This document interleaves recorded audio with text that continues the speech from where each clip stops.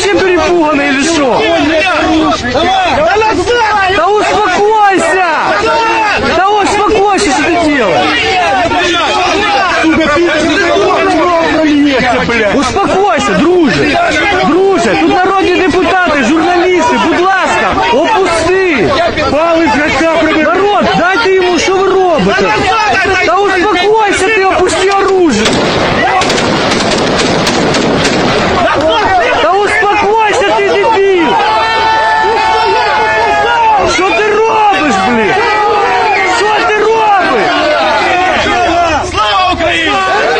Слава! Слава Україні! Героям слава!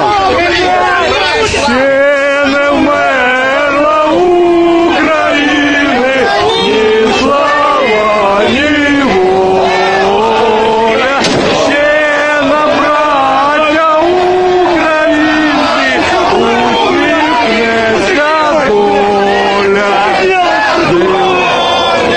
Згинуть наші вороженьки, як роса на сонці, запануєм і ми, браття, у своїй сторонці.